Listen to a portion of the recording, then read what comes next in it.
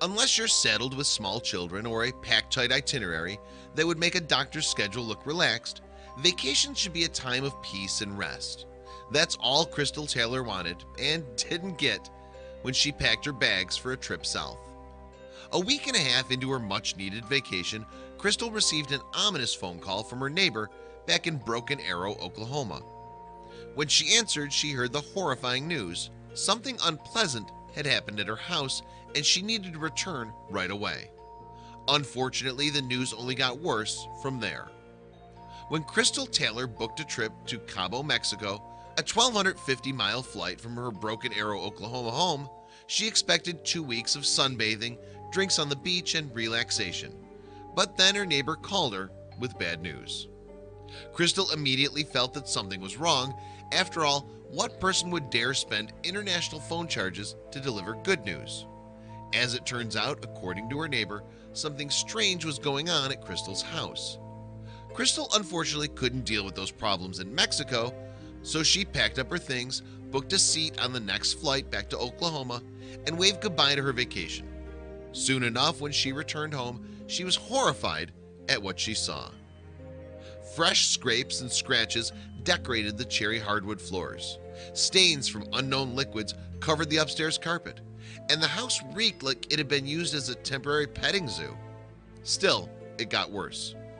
Along with scratches, stains, and scents, cigarette butts and trash lay strewn about the floors.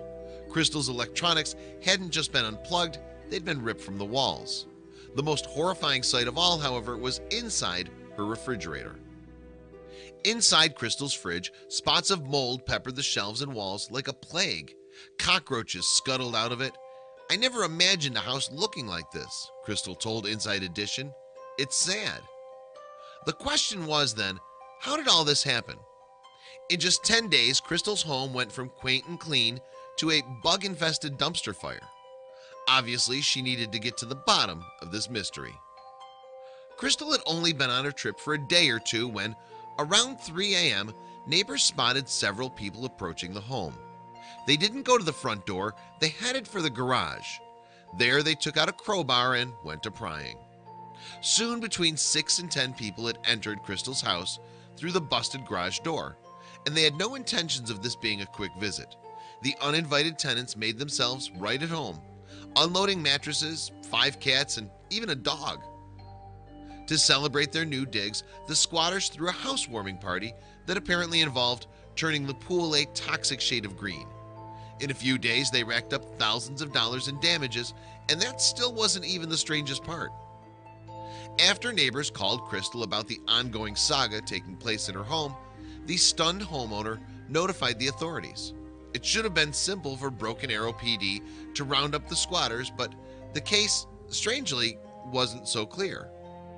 Investigators did some digging, and they discovered the identities of some of the unauthorized owners, including Cherry Tuning. But Cherry told Inside Edition, "I'm innocent in this. I didn't scam anyone." And technically, Cherry wasn't lying. Cherry and her crew thought they'd legitimately rented the home. After all, it had been posted on Craigslist as an available rental property. Cherry even signed a lease agreement and received keys, though they didn't work, hence the garage break-in.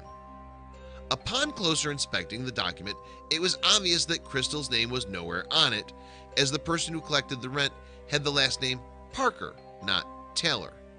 What was more, someone tried collecting a security deposit on a home they didn't own. "I know it reeks," another unauthorized resident, Dale Mankins, told News on 6. "It looks bad on us, but with the lease, we got shanghaied. Crystal's being nice enough to let us get our stuff. We'll go to another place." So what could Crystal do? And who had rented out her home to these people? Crystal wanted authorities to hand down some serious punishment. "It should be breaking and entering," she said. "They broke into my home. They crawled underneath the garage. They vandalized my home." Other matters complicated the situation further. Crystal claimed she found a box in the garage full of fake leases like the one Cherry's crew signed. Had they faked a scam to earn a few nights in a vacant house, consequence-free?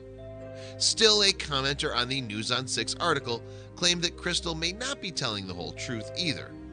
"Crystal's house is in my neighborhood and has been empty for months," they wrote. far longer than the claimed 10 days. With a muddy situation, the authorities issued a trespassing warning to the inhabitants. Meanwhile, a furious Crystal was left with a massive repair bill and a sense of violation that wouldn't likely go away anytime soon. "It's all dirty," Crystal told Inside Edition. "It just feels dirty." That was the exact opposite of how Crystal wanted to feel after what should have been a relaxing and refreshing summer vacation. So, who was right and who was wrong? Just see the extent of the damages to Crystal's home. How could half-dozen people do so much damage to a place they thought was legally their own? Or is Crystal not being totally truthful about what happened? What a lousy way to end a vacation. Hopefully authorities can sort out the truth one way or another and stop housing scams like this from happening in the future.